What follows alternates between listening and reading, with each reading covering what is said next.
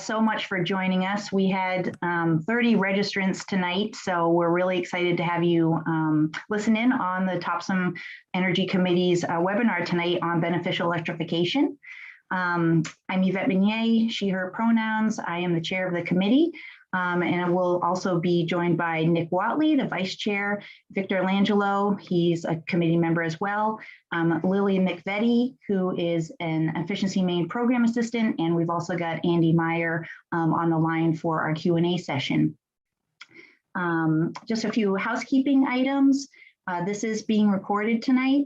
We're also putting some resources for you in the chat, and we will be taking questions at the end, and we ask you to use the Q&A function to put your questions in, and as they come to your mind, go ahead and jot them down in there, or you could use the raise your hand function towards the end of, once we get to the Q&A, you could raise your hand if you would rather just speak your question. Just a little background real quick about the Energy Committee. We started in October of 2020. We research and recommend strategies, policies, and projects to the Topsham Select Board to provide energy conservation and also to reduce our energy costs and improve our greenhouse gas emission footprint. We also offer public information through our website, which is topshammaine.com/energy. I've put that as the first link in the chat. And we also do public education events like we are tonight. If you ever want to join in on hearing what we're up to, we meet the fourth Tuesday of every month from 4:30 to around 5:30 via Zoom. So come on over. And without further ado, I guess I will introduce Nick Watley to give us his story. Take it away, Nick. All righty. Here we go. Let's try to share screen. Where is that?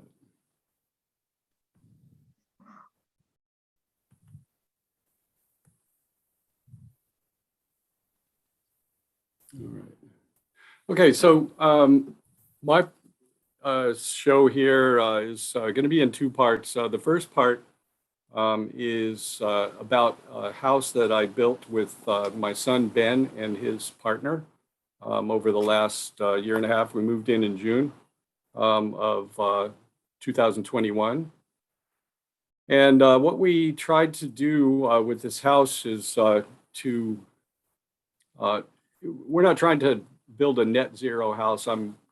Maybe you could say I'm not that good, but we tried to build as low an energy house as possible from what we've learned from friends of mine who are really great builders. So here's some of the details in the house. First of all, it was built with a double stud wall. So it's two 2x4 walls that are completely packed with insulation. And the insulation is a dense pack cellulose insulation. And what I mean by dense pack is it's really pounded in tight. The reason for that is so that there's no sagging and cold spots as insulation invariably settles if it's not packed really tight. But you can see, it's 12 inches thick, and I don't have a photograph of it, but we also used triple glazed windows in this house. So this is a look inside the house after the windows were in. This Intello stuff here is a high-tech membrane which allows vapor to pass through the wall, but is very tight control of airflow. And you can see that the joints in between pieces of Intello are taped. The electrical outlets are carefully taped. There's little rubber gaskets there. So we're really trying to control the airflow into this house. Because there's kind of two things in a house that make a big difference. The first is the insulation value. But if you have a house that's leaking a lot of air, you still have to heat that air back up. So controlling the airflow into the house is a really important thing. So once you get the house to be very, very tight, then you have to ventilate the house. Otherwise, you'd have a buildup of moisture and odors, et cetera, et cetera. So what we used is these things called Lunos Fans. And you can see that this thing runs through a tube in the wall. So there's a 12-inch wide tube. And you can see kind of in the middle of the picture, this honeycomb ceramic element. So what happens with these fans is that when air is being pushed out of the house, the warm air heats up this ceramic element and cold air exits the house. And when air is pulled back into the house, the cold air absorbs the heat and warm air blows into the house. And these things act in pairs. So when one fan is pushing out, the other one is pulling in. So it creates this airflow back and forth across the room and makes for a very fresh air situation. And the Lunos fans are about 90% efficient, which is higher than the big box commercial HRVs. And this is what it looks like inside the house. So that's the grill. So, you know, there's 6 places in this house, 2-story house, where we have these. And so we're heating and cooling the house with heat pumps. So here's 2 heat pumps, one 6,000 BTU and one 9,000 BTU, one for upstairs and one for downstairs. And the reason we could get by with such small heat pumps is, you know, simply because we had so much air control and so much insulation in the house. And on the inside of the house, this is what the heat pump looks like. So what that's doing is transferring refrigerant, which is warm, bringing that in through the house. It blows it across, so you get a warm air blowing off of this, or cool in the summertime to be used as cooling. So there's 2 of these in the house. And we have a really innovative hot water heater. You probably have all heard a lot about heat pump water heaters. This is a heat pump water heater kind of the future. It's called a Sandin CO2. And most heat pumps are using what's called an R410A refrigerant, which has about 2,000 times the global warming potential, if it should happen to leak out of the pipes, as carbon dioxide. And this is the first mini split type unit that is has carbon dioxide as a refrigerant. You can see the obvious advantages, you know, in global warming potential. So this has a heat pump on the outside and just a regular old water tank on the inside. So, you know, the water is heated, pumped into the house, and then pumped back as cool water back to the unit. And went crazy with it. We got a heat pump dryer. If you haven't heard of a heat pump dryer, it's a heat pump dryer. Essentially what this is doing, instead of blowing hot air through your clothes and having that hot air go out of the house, this is using the heat pump to dehumidify the inside of this dryer. And instead of a vent to the outside, what we actually have, you can see that curved hose from the washer hanging down, you know, into the washing machine drain. The heat pump also has a condensate drain. So really it's just the moisture in the clothes is pumped out through as condensation as opposed to hot air. It's a great way to tighten up a house. And here's another of the electric features that we have in this house. This is an induction range, and an induction range actually uses magnetic induction to heat the pots. So the stovetop never actually gets hot. You're just using this induction process to excite the electrons in the pot. And you can boil water quite a bit quicker than you can on a propane stove. It's about 30% more efficient than a gas stove, and quite a bit more efficient than a electric stove, a standard electric stove. And the beauty of this is you do not have propane burning in your house. And propane has a lot of negatives in terms of human health. And I just read an article this morning about that they think a lot of the methane that is actually leaking slowly through gas stoves in people's houses. So now the second part, I'll go through this fairly quickly, is in my house. It's an older house, about an 1850 house. And just to show you what would happen if you have an energy audit on your house. This is a picture, this is an infrared image of my dog sitting on my kitchen floor. The kitchen floor has radiant heat pipes in it, so you can see those lines. Those are hot. And I like this picture because my dog has a nice, cool nose. So anyway, that gives you an idea what the colors look like in infrared scan. And the infrared scan is really good for tracking air leakage and insulation holes in your house. So here's a picture of a window in my house. This is a pretty decent window. It's an Anderson double glazed window. It's a double hung window. This is a picture of what the window looks like under an infrared camera. And you can see the air leaking where the sashes come together in the middle. And you can see the air leaking into the house, the cold spots down where the window hits the bottom of the frame.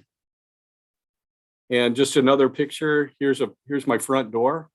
There's two little foam inserts that have to be monitored on standard steel doors. And you can see that we've got quite an air leakage and a cold spot down in the right-hand corner of this room, this door. So that's it. Thanks for listening.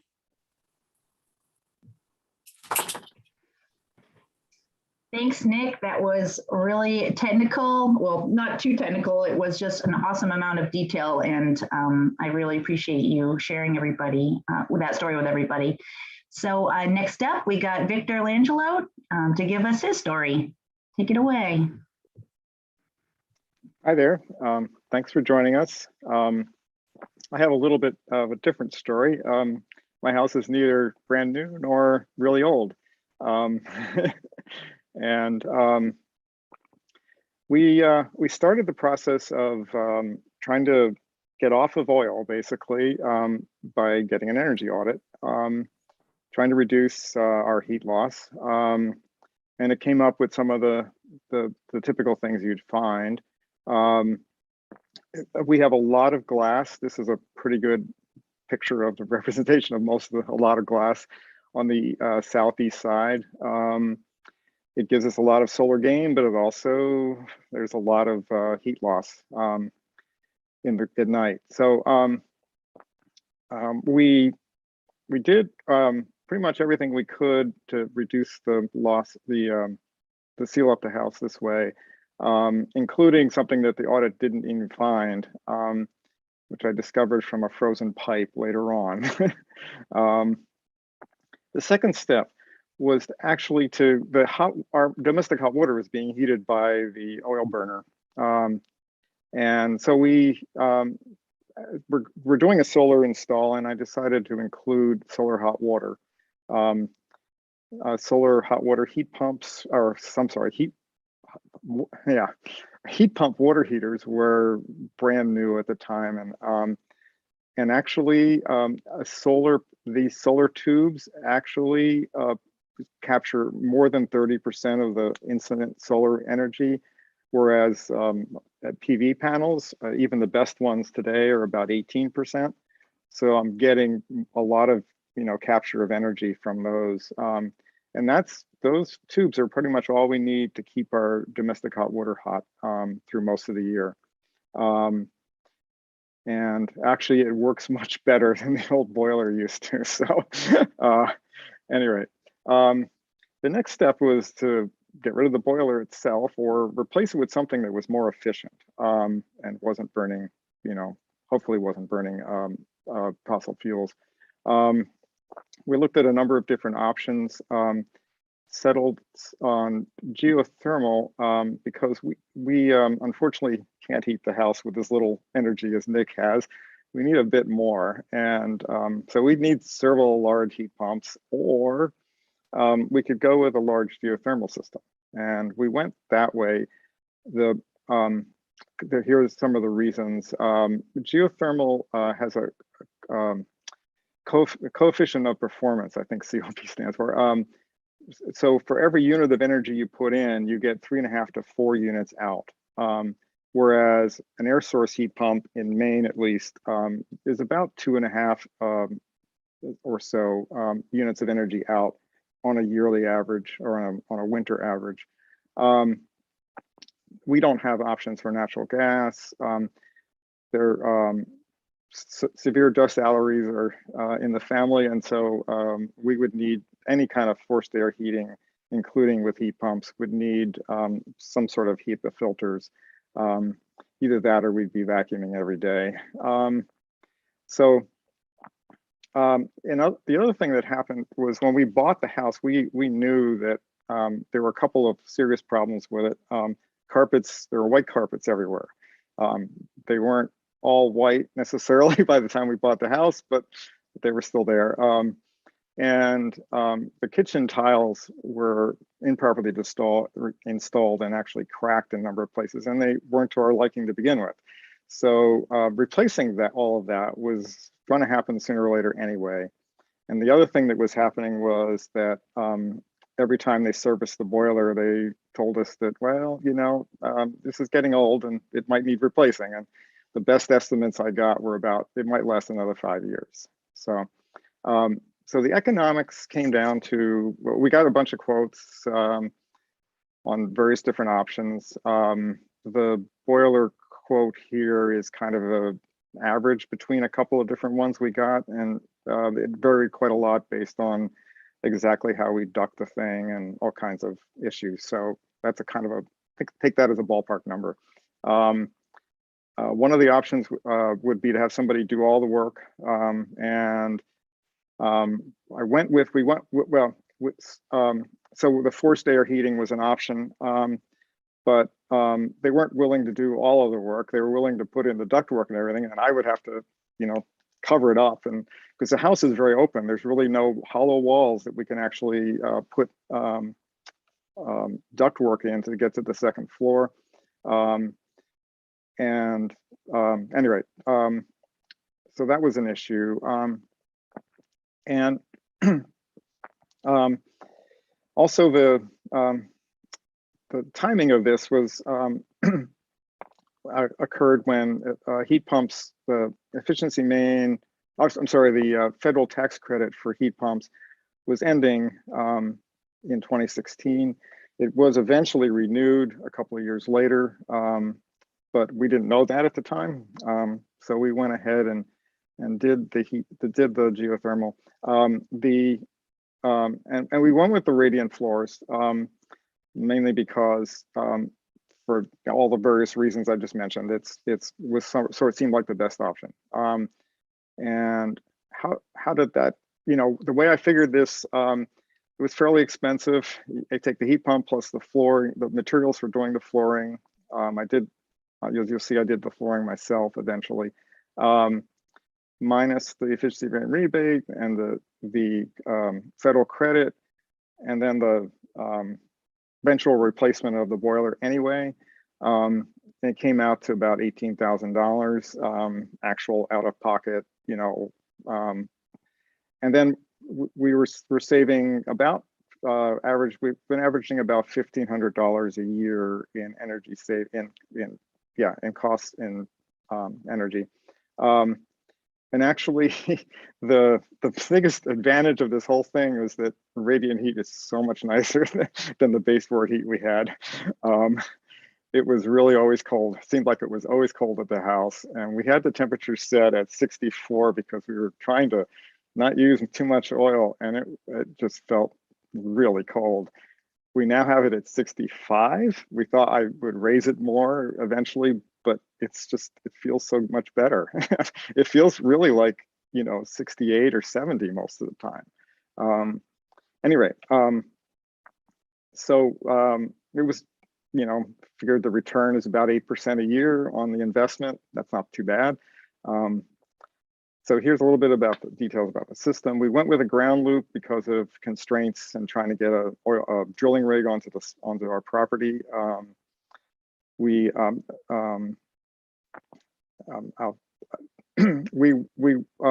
initially connected the whole system up to baseboard heat, but actually that was in early summer. I spent 5 solid months replacing as many floors as I possibly could. So before I needed to turn on the heat seriously, we had, a fair amount of radiant floor installed. We didn't have floor covered, but we've had the radiant in.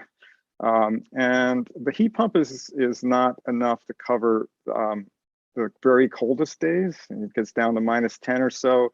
If it only gets anywhere below, you know, and 5 degrees or so, the electric auxiliary electric heat in this buffer tank kicks in to give us a little extra boost. And each element, you know, one element and then the second element. And then we added more zones, so the heat throughout the house is a little more consistent than it used to be. So the step that I did was to actually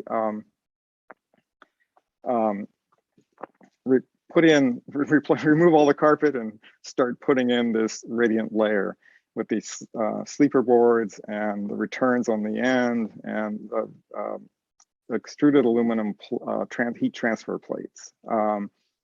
And there are some places like in a bathroom where there's not enough floor space to really have enough radiant heat. We could have put the radiant heat in the wall, but actually when looking at various options, the towel warmers actually seemed like a really good option. And actually, everybody who visits us really loves them. Warm towels. Here's that same floor with the finished wood, which was stapled down to to the sleepers. There's a layer of felt between on top of that original radiant floor. So I had to actually mark out exactly where I could staple. But anyway, here's infrared pictures of both. This is a bedroom, and then this is a bathroom right next to it in the same zone, taken roughly at the same time, within a minute or two of each other. Here's the bottom of the corner, the top left corner of that bottom picture has a towel warmer in it, but you can see that I had to put the radiant heat underneath the underneath the subfloor, and it's so much cooler than putting it the way I did the rest of the house. So anyway, that's it. We have some more work to do, but that's a future presentation. Thank you.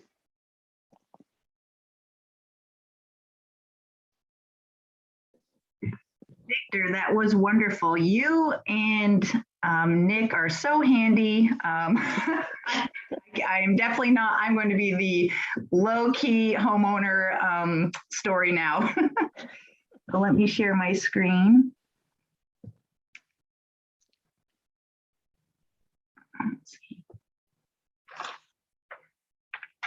All right, so now I'll take you on a tour of my attempt at a net zero home. Here's a 125-year-old house that I live in. I'll go over weatherization to installing heat pumps, as well as going solar twice and finally buying an EV. And I'll also be talking about the efficiency Maine rebates as well.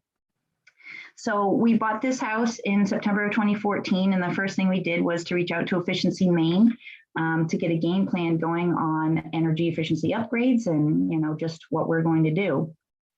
So we've started in November. We had contractors in doing weatherization work. It was worth $2,200, but also was able to recoup $1,000 from our Efficiency Maine rebate. And they started with the blower door test, which is a measurement of how much air leaks out of a house in cubic feet per minute. And ours was, the baseline was 3,700 cubic feet per minute. And a good target is to equal the square footage of your house. And our square footage is 1,600 feet. So there's a lot of work to do. One of the things that they first performed was to put some insulation in the sill. So that's that upper photograph there, spray foam in the sill. They also did 6 hours of caulking around the house for some more, leakage protection. And one other part of that project was that they put R60 dense pack cellulose in our attic. So that's that lower photograph there.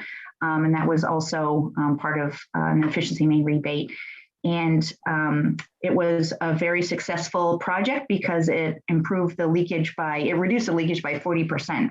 So we still have a lot of work to do, but for now, that's where we stopped. So now that we've stopped the leaks, we want to keep the heat in and install some more insulation. So we then went into a project where we insulated our crawl space. So that's that middle photo there.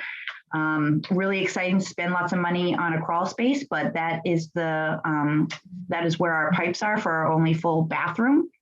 So that was important. We also took a heat camera around to see where in the walls we could put some more insulation for another Efficiency Maine rebate. And unfortunately, we found that many of the walls had batting that had slumped down. So we really would actually need to, they even checked outside to see if, they were poking through outside to see if they could find little pockets, and only places with horsehair plaster were places that had no insulation. And in the right-hand image is the sun porch. So we had some put in there. And then lastly, we also wrapped our water tank, which you see me down there doing, and wrapped our water pipes as well. We have since upgraded to a heat pump hot water tank, but we still have the pipes wrapped. So now that we are keeping the heat in, we thought we would further diversify our heating options and rely on something more efficient than our 40-year-old thermal pride boiler, and less annoying than hefting 3 tons of wood into our bulkhead each year. Don't get me wrong, the Thermopride's amazing. We still got it. It's at 80% efficiency and it's as old as me. And there's nothing like wood heat, but you know what? It's in the basement and we just hang out down there when we got a massive flood or the heat goes out. So it's good to have redundancy. But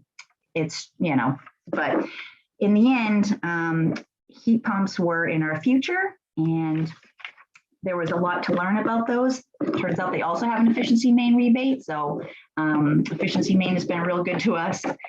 We did get a bunch of quotes about heat pumps because there's a lot to learn, such as, Nick touched upon this, but the size of the outdoor unit really depends on the amount of square footage you're going to be heating, and also what the R values are in the walls and the windows of that room.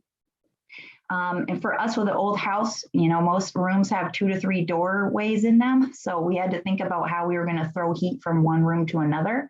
So the right-hand image is our larger indoor unit, which pumps heat from our living room into our kitchen through the doorway that I'm standing in the kitchen. And then the middle photo is a high mounted wall unit in one of our offices that blows heat into the other office.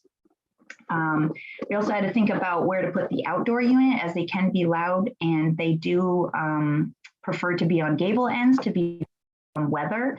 So we decided to put that heat pump in between the 2 offices that are, I mentioned. And so we went from spending $1,800 a year in heating costs to $1,200 or less. And so with those, applying that $600 worth of savings, we're going to be able to recoup our investment in 6 years, and the warranty of heat pumps is actually 12 years. So we thought that was a pretty good investment.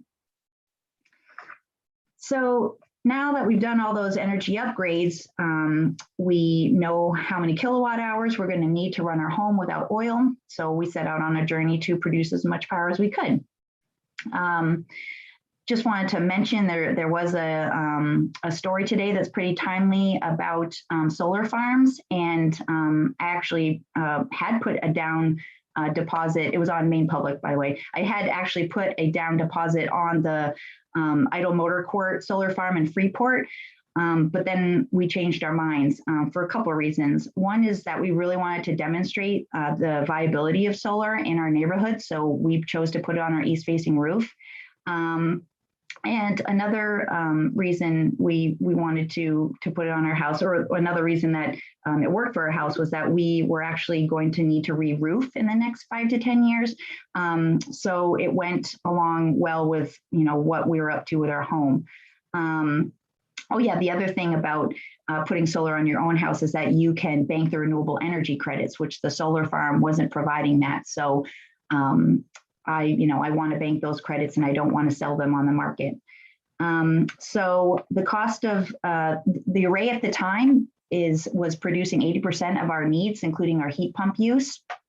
So, we still had some more to do to be net zero, but back in 2015, when we put the array up, the federal tax credit was 30%, and now it's 26%.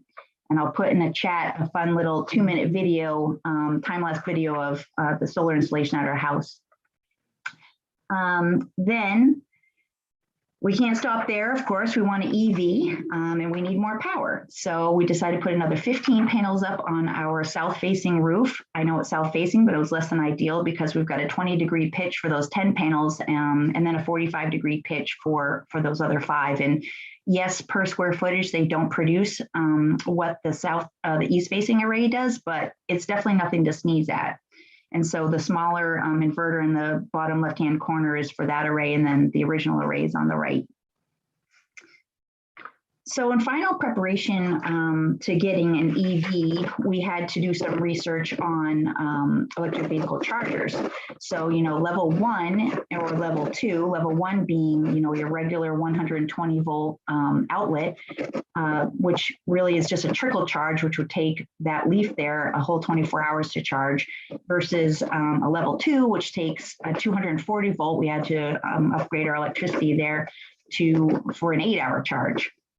And while there were efficiency Maine rebates for the car charger, we didn't take advantage of it because we knew it was going to be tough to get an electrician on site, just in general. And then also, we have a long commute, so we're going to need to utilize that right away. I'm also just going to quickly mention that we chose the Leaf because those have been available in the States for a decade. We also had waited until later on in 2019 when they released the 60 kilowatt hour battery pack. The 40 kilowatt hour battery pack is the standard model, which at the time was 150-mile range. And so now we are at 220 miles. So that's what we did. And we also qualified for the federal tax credit of the $7,500 at the time, though we didn't have the tax liability. And so we only could recoup 5,000, but that's great. And just for my last slide here, this is just an observation. It's not to make anybody feel bad, but when I was outside using my snow scoop over the weekend with the storm, I just kept looking around and seeing all of these little smokestacks around me and, smelling the oil boilers. And it really kind of made me think, it hit me, these little things that I'm doing actually really improve my local air quality. So I'm doing something good for my neighbors. And, honestly, I can't even imagine getting behind a mower because I just can't even think about being behind the fumes. It's so silly, but even when I fire up the 2008 Prius, we still have, it kind of it smells obnoxious to me for some reason. But, I know we can't all make these huge investments, totally understand, but I do think that some of these small steps are really great. In my shed, you might be able to see some bright green. We've got the electric leaf blower. We've got the electric lawnmower. We've got the weed whacker. I bought myself the barbecue grill for my birthday last year. We had the same model, but with propane. It works just like it. And then, of course, even the chainsaw. And if I was to give anybody my recommendation of doing a small improvement that would make a big impact, if you haven't heard about this factoid, that 30 minutes of a 2-stroke leaf blower emits the equivalent of a Ford F-150 driving across the country. So I just wanted to share that with you. So next up, I am going to stop sharing and pass the mic to Lily with Efficiency Maine. Hi, everyone. Just bear with me while I share my screen.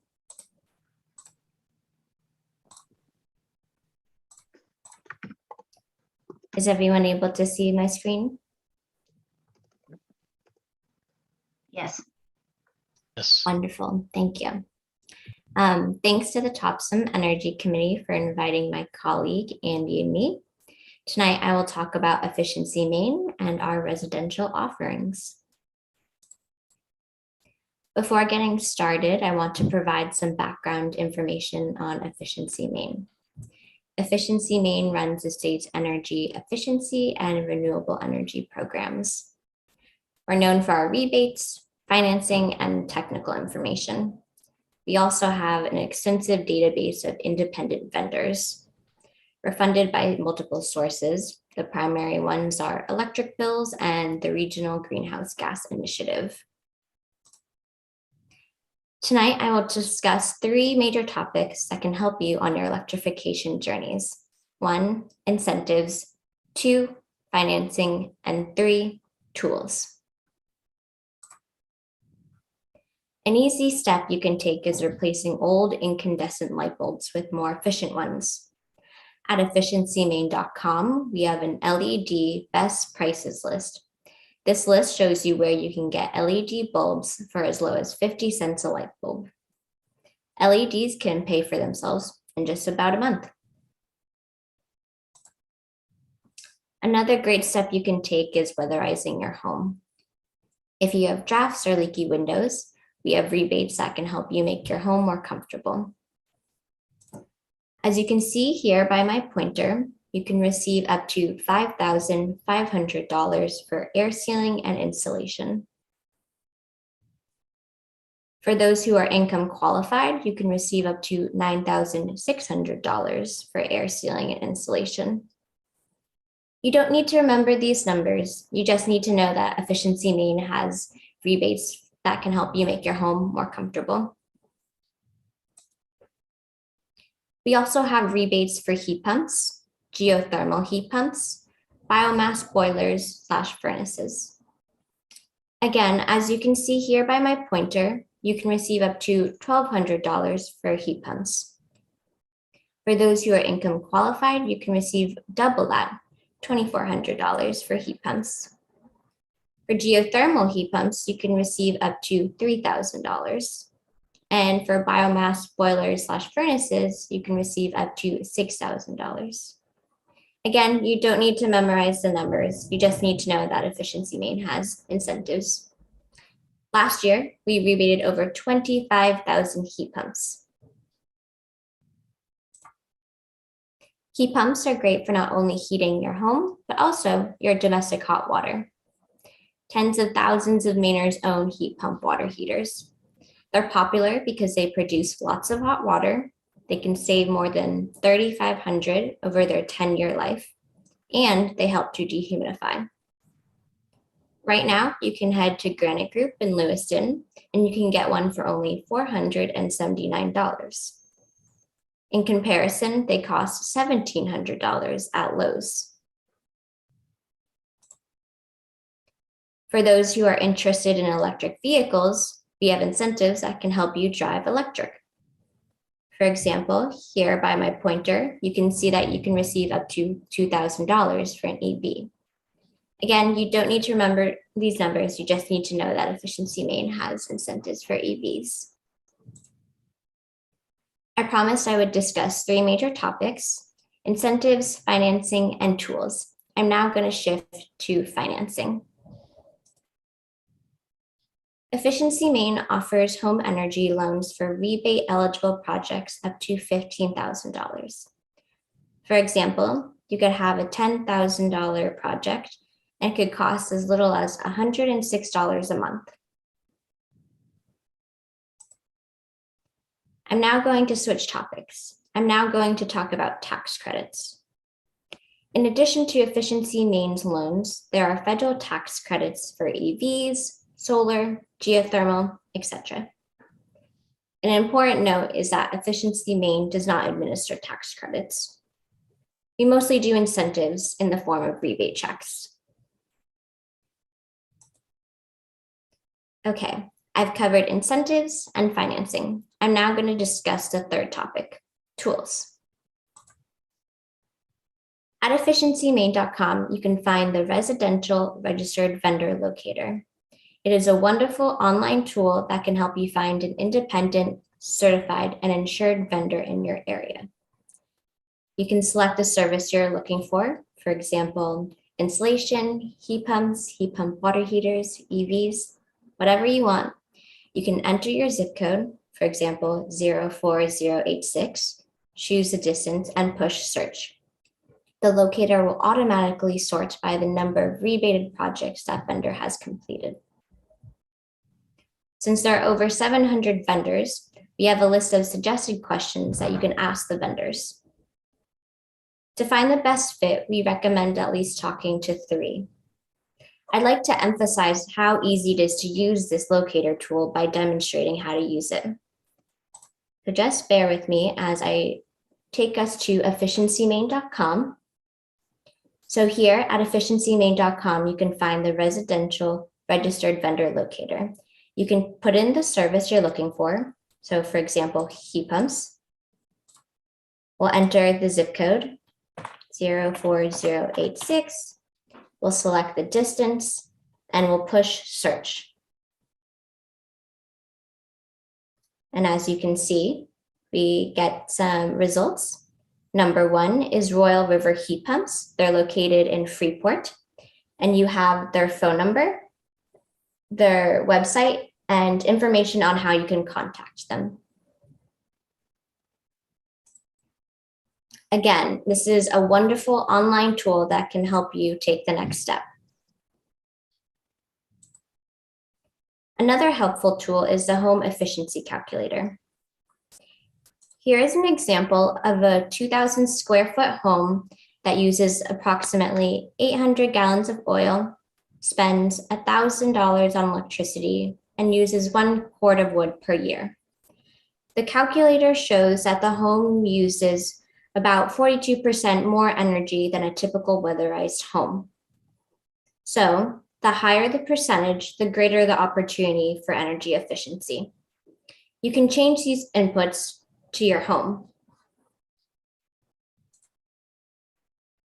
The home heating cost calculator helps you compare various heating sources. As you can see here by my pointer, wood, natural gas, and heat pumps are typically the cheapest. Oil is approximately 2 times as much as heat pumps. And you see here, propane is approximately 3 times as much as heat pumps. People are usually surprised to learn that propane is actually one of the most expensive ways to heat your home. Here is a similar tool for comparing the cost of water heating. A heat pump water heater costs roughly $200 a year, and propane costs roughly $550 a year.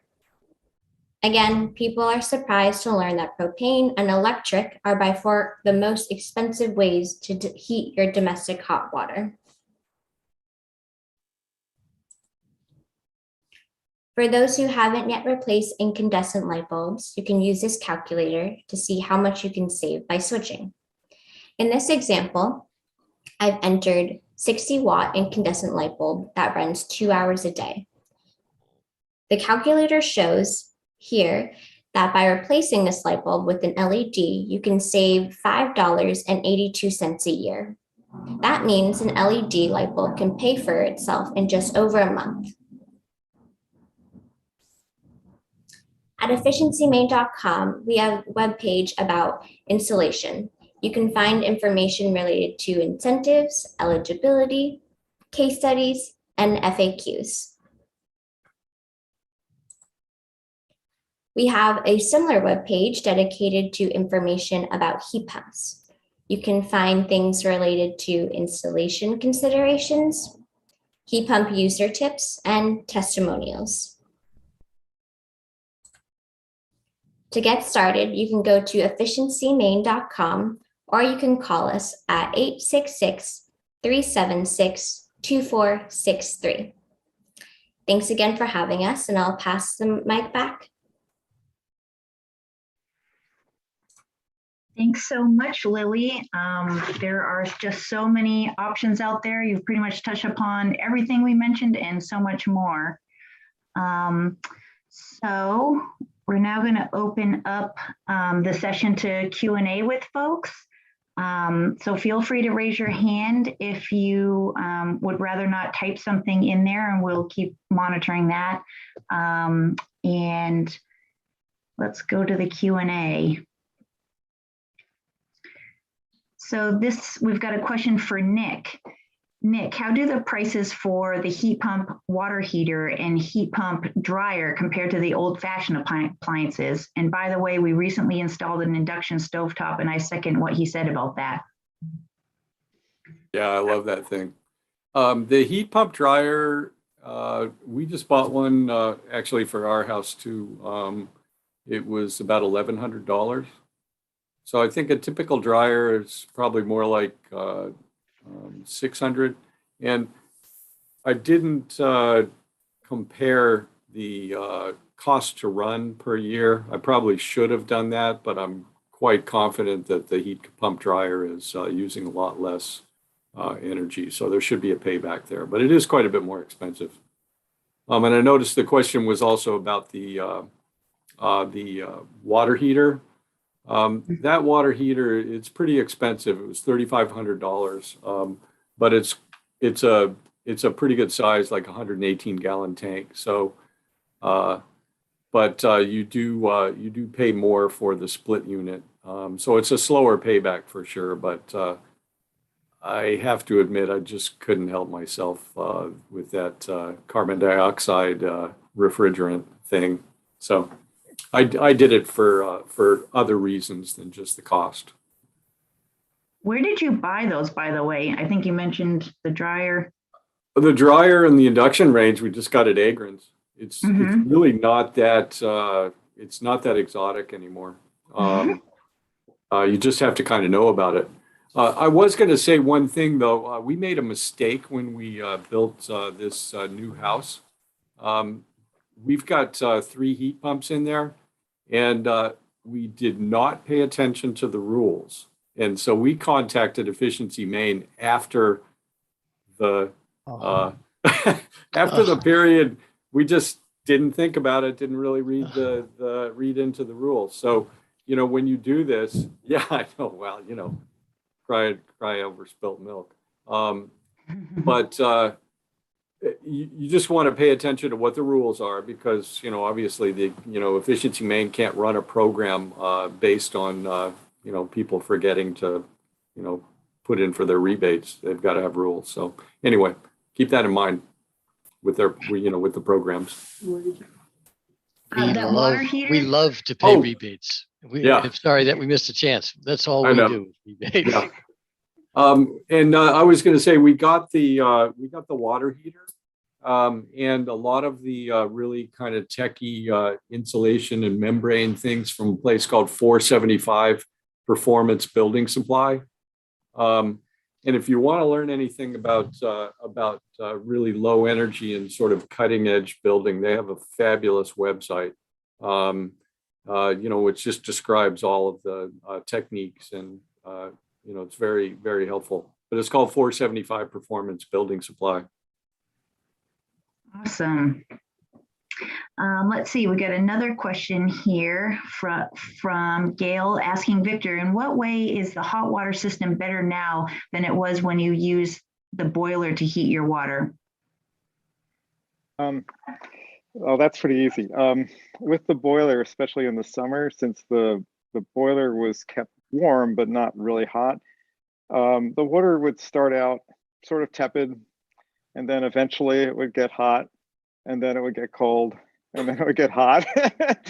I second that for the boiler. Yeah, the boiler has to heat up this massive, amount of steel, and it just takes a while. And the thermometer, the thermostat inside was okay according to the repair people, but it just didn't respond fast enough to heat it up again.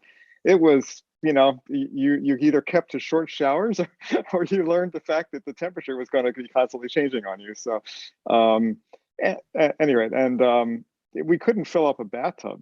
You just, you get too much cold water in the mix, and it just, so anyway, we, not that we do that very often, but occasionally. Anyway, so with the solar hot water, we have an 80-gallon tank, and it has the electric backup. So even if it's, been a cloudy day, we still have nice, comfortable hot water. We usually have the top, the tank is such that the hot water migrates to the top, And the top is almost, oh, I got thermostats in the, it's got thermostats in the thing to control it. And the top is almost always warm. I mean, there's no, even without the backup turned on, it's almost always warm. There's always enough sun somewhere to keep at least a little bit of the water hot. So anyway, we're very happy with it. Okay. I'm going to mention, I've had a friend, I actually used to work for a solar company, and they were actually more involved in solar hot water in the beginning. And they had the evacuated tubes, and they were re-roofing, and the roofers wanted nothing to do with all of this. And in the end, they had to take the whole thing down. So I am not aware of anybody servicing them. But if there are folks on the call that have those, Andy or Lily, I feel like they're really pushing just, heat pump hot water tank, because it's just as efficient and there's less stuff on the roof. But, Victor, it still works. So why replace it, which is totally the message here. Yeah. And actually in ours, the evacuated tubes just come off. I mean, you can actually just take them off. You have to get up there, but they're not hard to get off. They're really easy. So, it's, if somebody knows what they're doing, it's no big deal to take them off, before the roofers come and, whatever. But they also these have a 10-year warranty. So if something goes wrong, they're covered. And they've actually survived, ice and snow and hail. And I mean, so far they've been doing just beautifully. So I have no complaints. Andy, do you know anyone who services them? No, I don't. Yeah. Okay. We do have on efficiencymaine.com, we do have that vendor locator that Lily demonstrated. We do have a whole list of solar installers. So if you want to find out who the solar folks are near Topsham, you do the exact same thing Lily just demoed, just pick solar. And so I don't know them, but we should have a good list. We have the best list in the state on our website, efficiencymaine.com. Thanks. Question for me, that I mentioned the rooftop solar banking the credits, but that you can't with the solar farm. Did you mean the RECs? Yes, I meant the RECs, not the credits. So I believe you do bank credits from a solar farm. It is the RECs that are a complicated topic. Yes, that's exactly right. The power purchase agreements that the town of Topsham has, the Topsham Brunswick Water District has, the Brunswick Sewer District has, we're all just saving money. That's absolutely it. Nowhere on our web pages, for the town's web pages, do we say that we're consuming solar power. It's definitely something you're not allowed to talk about.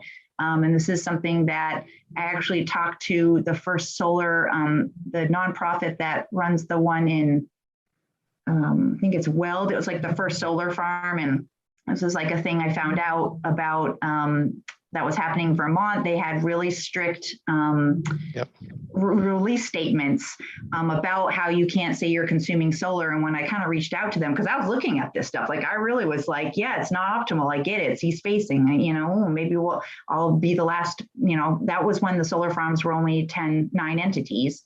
But when I said, hey, I want to be the organic farmer in the middle of the, conventional farming, the way that the power structures are is that you can't carve out, your portion of the generation.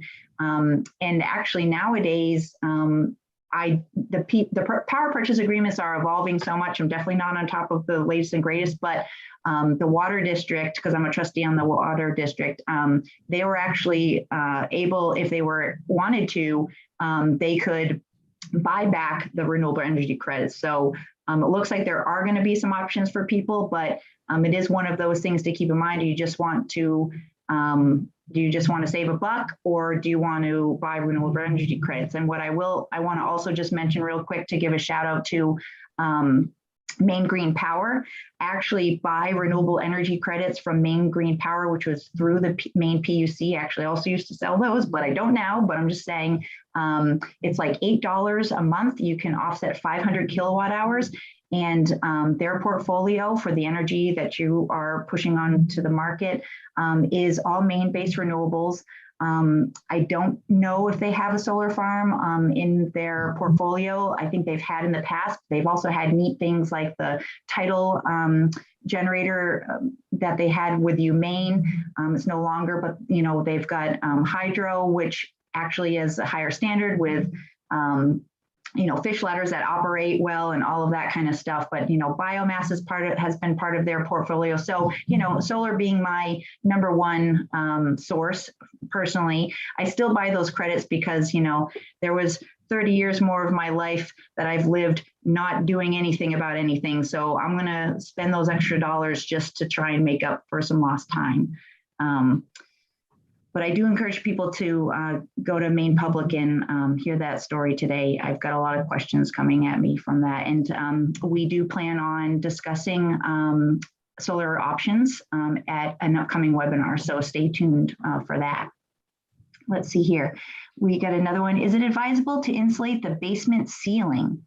You only use basement for storage space, space for furnace, not living space.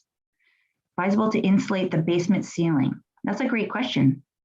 Yes, it's the answer to that. Absolutely yes. I mean, any place that you're exposed to cold air, you're losing heat. It doesn't have to be up. It can be any direction. So yes, you definitely have to insulate the basement, the seal, your flooring basically. If you're not heating the basement. There was actually one of the options I could have done in my basement was to insulate the walls, and I didn't go there because I have leaks coming in from all the walls, and I wanted to handle that first without covering it up, but I never got around to it. So are there some rebates for the walls and even the ceiling in the basement too, Andy? Yeah, as Lily went over, that's the 50% of the cost up to $5,000. It can be for the attic or the walls or the basement. So it's the most generous rebates we've ever had, and they're being very, very well received. And that's, Victor, I would agree with you. If you're not going to use your basement, there's no need to be heating it. But I think one of the best offers that you saw Lily went over is for $100 from you, we'll put in $500. We'll match it with $500. And for $600, you can get an energy assessment and 6 hours of air sealing. Even if you don't take any action, you're going to get your money back just from the air sealing. But that's when you can have someone help you make decisions. A couple of decisions that are similar to that. One is the defining the thermal envelope. Do you want to say that the first floor, which is the same as the basement ceiling, do you want to say that's the thermal envelope, that's the outside, in which case the basement is cold, you don't heat the basement. So if it's wet and dark and you don't want to have anything down there, you can just say that's not part of the house, and that'll keep your floors warm. Or you might say, I would like to have this space for storage, or maybe finish off part of it and have a den down there, something like that. Then you can do what you were talking about, Yvette, which is insulate, air seal and insulate the walls. And then that is considered inside the thermal envelope, and you would heat it. You can do either. And there's the same decision to be made on the attic. You can insulate the attic floor and say, I'm defining the attic as outside the house.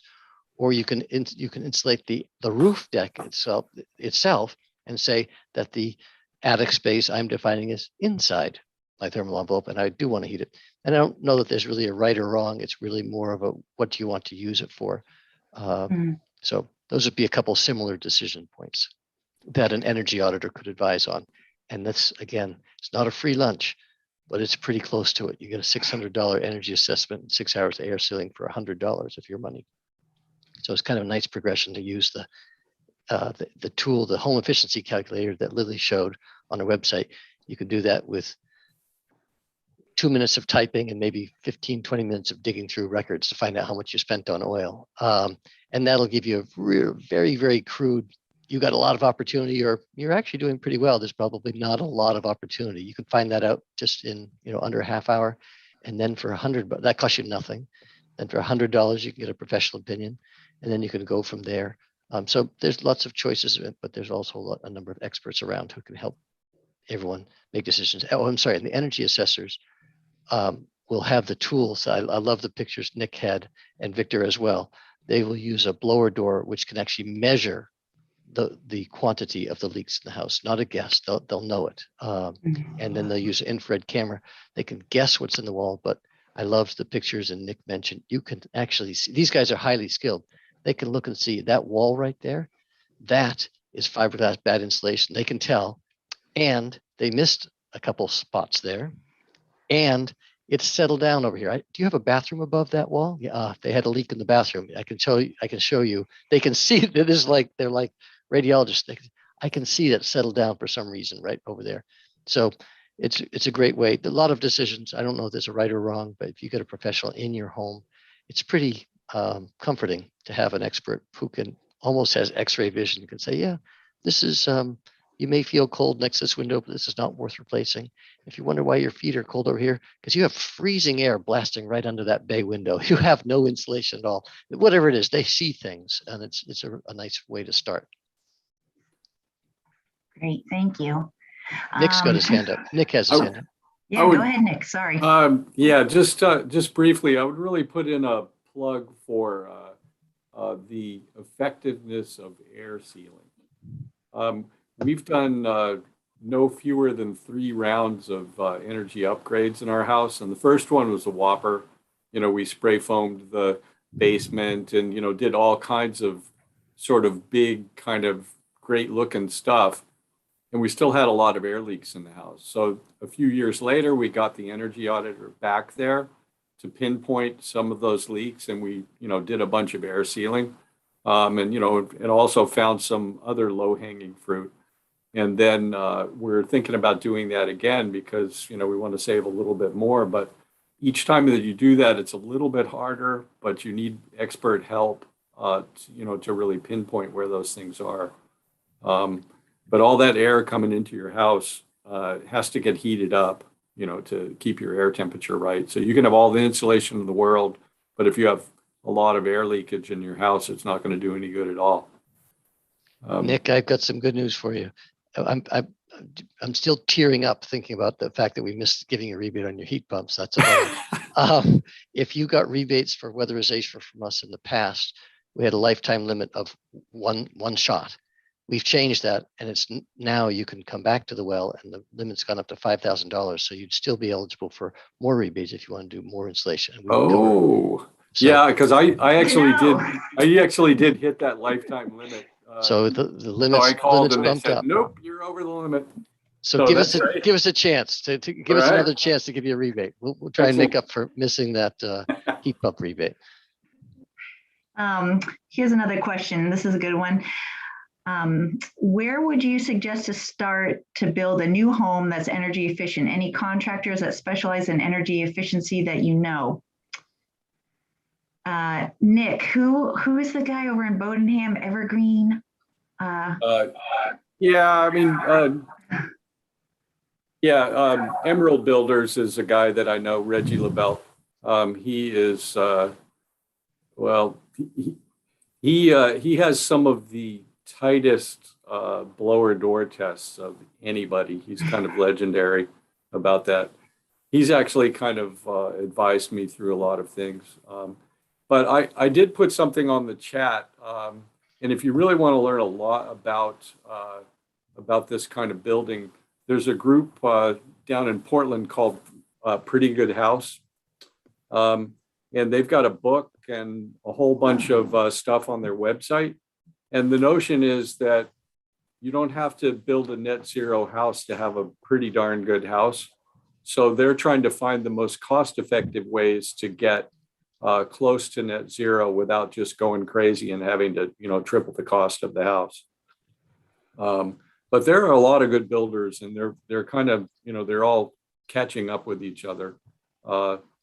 So I would just interview them and find out what their blower door test numbers are like. Reggie's are typically under 1, which is I found is a very hard number to catch up with.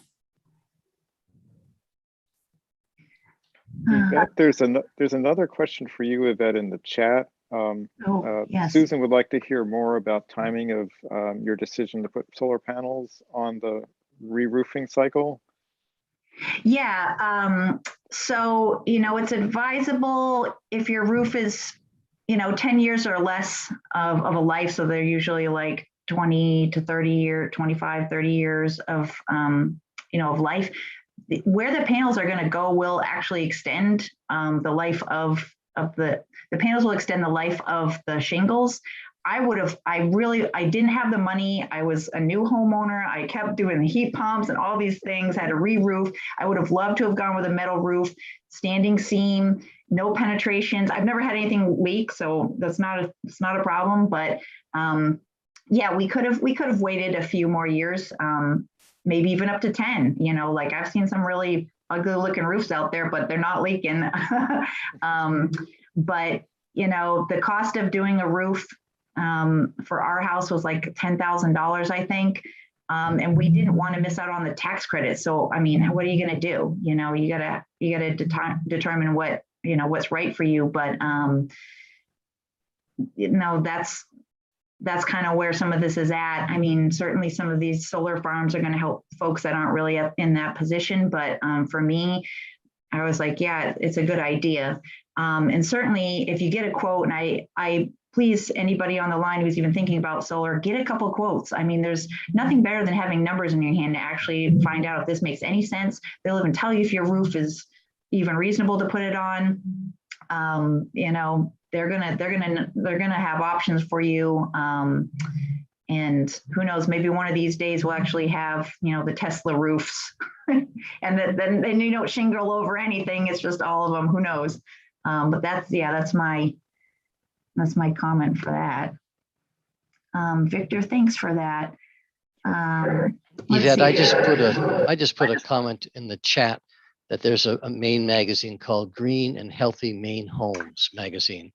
And that's a great magazine. If you're thinking of building a house and you're looking for good builders, they advertise in there. They're often featured in there. And they'd be very similar to the presentations you just saw that you three gave of what people are doing in Maine. Yeah. Yeah, great recommendation. Yep. All right, let's see. Why would east-facing solar panels be better than south-facing, or did I misunderstand? Yes. So we chose to put our first array up on the east-facing roof. One, it was going to have the most square footage, so the bigger array. Though south-facing is really ideal. The problem with that roof, the ideal pitch is the latitude that we're at, so 37.5 degrees. It's anything from like 35, 45, 30, that's all fine. Snow's going to slip off. It's great. But, 20-degree pitch, I can tell you right now, I can't roof rake that, and I'm not going to, but it's covered with snow. It's fine. It's not a big deal. We don't, there's not snow covering that all year long. It's really a minor amount. But yeah, we didn't decide to go with the east-facing roof the first go around because it's only 15 panels and it's just more problematic just being low lying like that. It's not going to get as much solar opportunity if it didn't have more of a pitch. Let's see, here's another question. It sounds like the energy audit is a place to start. Do we contact Efficiency Maine for that, or do we use the search tool to find someone for that? I would say search tool. Yeah, if the search tool on efficiencymaine.com that Lily so artfully demoed is a great place to start. If you're not comfortable using the web, you can call our toll-free number, and the agents who pick up the phone, they'll run the search for you, and they can email you the search results. If you're not comfortable with the email, they'll print it out and mail it to you in the postal mail. We pride ourselves in playing matchmaker between great installers and great homeowners. So whatever works best for you, web, phone, postal mail, we'd love to help. Nice. Very inclusive. Let's see. Oh, and one more question to clarify. Did I replace the roof before installing the solar panels? Yeah, I did. Days before I put the solar on. I mean, no one saw that roof for more than a day or two because we wanted to, that was in November, and in 2015, there was, we didn't know if the credits were going to be extended or just gone. So now there's a tiered down approach. And so we got in right under the radar, and I was really happy to have that opportunity. And I know that there are some resources that we have in the chat that I'm not sure if folks are going to be able to save this chat. It doesn't appear that we're able to do it while we're in the meeting. I will look into seeing if we can provide information to the folks that registered today. I'm not sure if we can do that, but I will definitely try. So keep your eyes peeled for the mailbox. There is another question on here in the chat for Andy or Lily about is Efficiency Maine considering rebates for e-bikes? Thank you for that, Nick. The full answer is I'm not sure, but I can tell you, generally speaking, our funding is for reducing greenhouse gas emissions or reducing load on the grid. So using the Volkswagen lawsuit settlement funds, we use that for electric vehicles. The thought being you would stop using a gas car and use electric car and reduce emissions. If you were to stop using a pedal bicycle and use an electric bicycle, that would not be reducing emissions or reducing load on the grid. So I think it would be less likely. I don't want to say no, Rod, but I mean, I would argue that folks might get on their bike instead of their car. So yeah, if it that's replaces a a car, yeah, that's a great point. That's a it's a great huge point. Yeah, absolutely. I like that a lot. So perhaps we would, at this point, we're focusing on vehicles. But yeah, it'd be a great vehicle. Okay. Well, thanks everybody. I think this was really exciting to have so many people in the line, and we apologize for going over, but we really want to take everybody's questions, and it looks like most of y'all hung in here until the end. Please again, look forward to finding more of our webinars coming up. We're going to be doing one about the grid, and so the vulnerabilities of the grid, why we need to care about the grid and update the grid.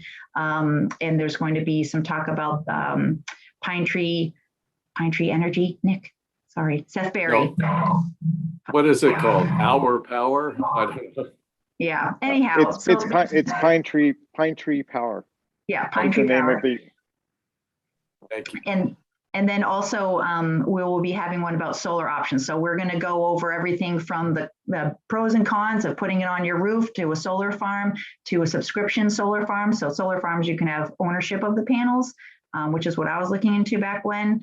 Versus like the PPA agreements right now, which are subscription based, going over all those mailers that we're all getting and trying to figure out what's going on. And, just some more tips and tricks on going through the process of getting quotes and what to consider. So hope you all will join us again, and we'll be posting this on our YouTube page, the town's YouTube page. So feel free to share with your friends when that goes out, and we will be able to email everybody with the resources from tonight. So thanks again. Thanks, Efficiency Maine. Really appreciate your time. Have a great night. Thanks, Lily. Nice job, Yvette. Thank you. Thanks, Andy.